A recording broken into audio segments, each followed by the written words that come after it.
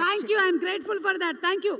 అలాగే ఇంకా ఇందాక ఒక ముఖ్యమైన విషయం చెప్పాము. ఈ సినిమాలోని ఒక అంశం ఏదైతే ఉందో దాన్ని రియల్ లైఫ్లో జరిగినటువంటి ఒక స్టోరీని తీసుకోవడం జరిగింది ఇక్కడికి అని. ఆ రియల్ లైఫ్లో జరిగింది ఏంటి అంటే, యాక్చువల్లీ మనకి తండేల్ సినిమాలో మనం చూడబోతూ ఉన్నాం February 7th. అయితే ఫిషర్మెన్ ఎవరైతే ఉన్నారో శ్రీకాకుళంలో ఉండేటువంటి వాళ్ళు గుజరాత్ వైపుకి ఎక్కువ డబ్బులు వస్తాయి ఫిషింగ్ చేస్తే అని అక్కడికి వెళ్ళిన క్రమంలో తెలియని పరిస్థితుల్లో పాకిస్తాన్ బార్డర్ లైన్స్లోకి వెళ్ళిపోతారనమాట. అక్కడ వాళ్ళు అరెస్ట్కి గురవుతారు. ఇదంతా రియల్గా జరిగినటువంటి సంఘటన. 15 నెలల పాటు వాళ్ళని పాకిస్తాన్ జైల్లో ఉంచేశారు. ఆ తర్వాత పోరాడి మరి, అంటే ఇక్కడ ఉండేటువంటి వాళ్ళ అమ్మగారులు, వాళ్ళ వైఫ్, పిల్లలు అందరూ దీనికోసమని పోరాడి వాళ్ళని బయటికి తీసుకొని వచ్చారు.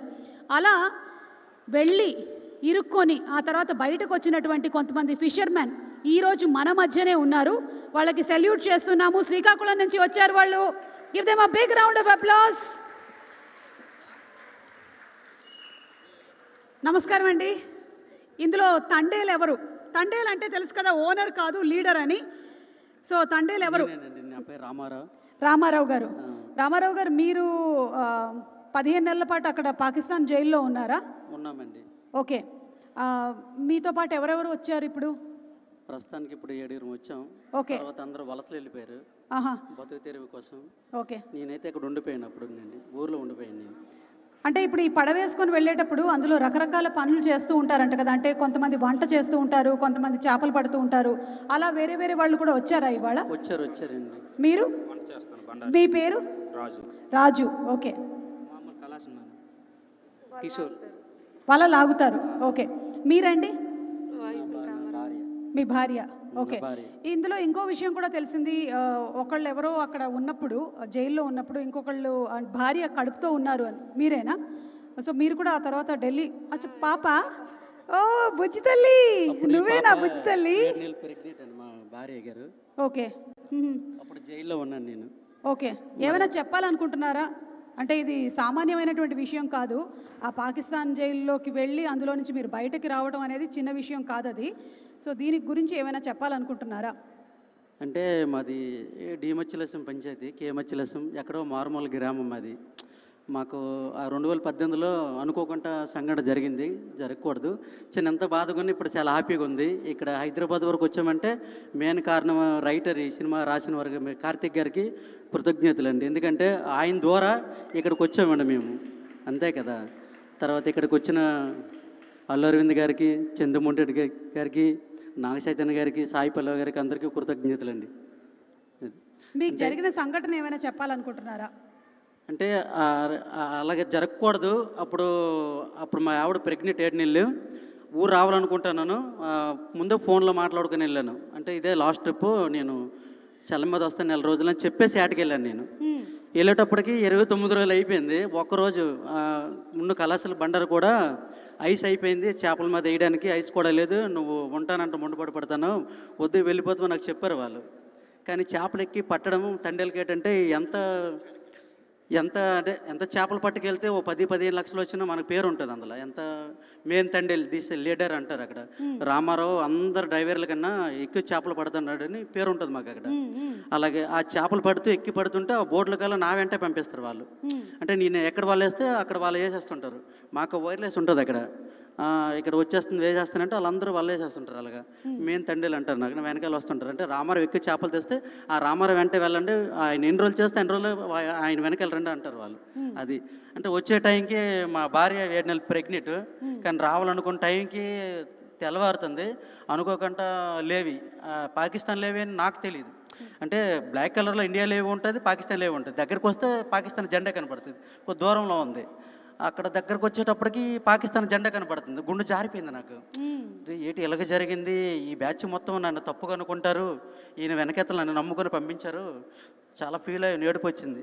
కానీ తప్పదు. అప్పుడు వీళ్ళకి దగ్గర చెప్తే అలాగా ఈవిడ కూడా తెలియదు పాప. మాకు అక్కడ తీసుకెళ్ళిపోయి ఒక 20 కిలోమీటర్ దూరంలో వదిలేశారు అక్కడ. అంటే మీరు తినండి, మీకు వదిలి ఇడిచిపెట్టేస్తామని చెప్పారు వాళ్ళు.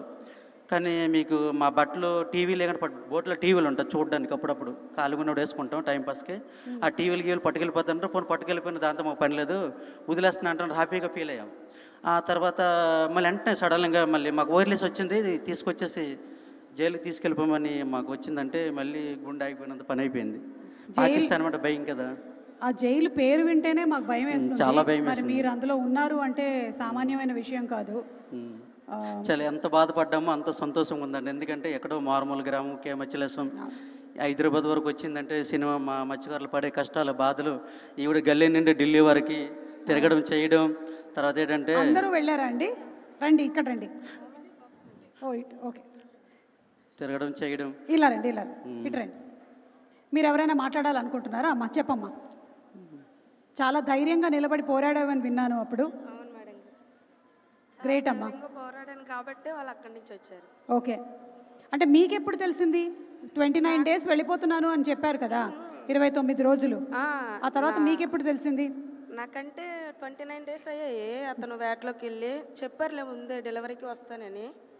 చెప్పిన తర్వాత 29 డేస్ అయ్యాయి.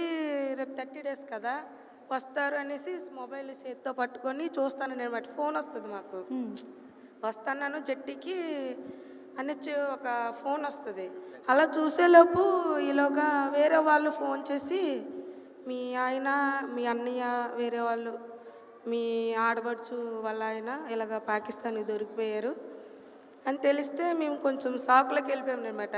పాకిస్తాన్ ఏంటి, అసలు పాకిస్తాన్ అని పేరింటేనే మనకు భయం వేస్తుంది. అలాంటిది పాకిస్తాన్కి దొరికిపోయారంటే ఇంకా భయం వేస్తుంది కదా.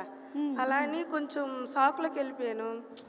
ఈలోగా తర్వాత ఇలాగ దొరికిపోయారు, కరాచీ జైల్లో వేస్తారు, ఇక మరి రారు అన్నట్టు ఇలాగ తెలిసాయి. కానీ మా ధైర్యం కోల్పోలేదు మేము.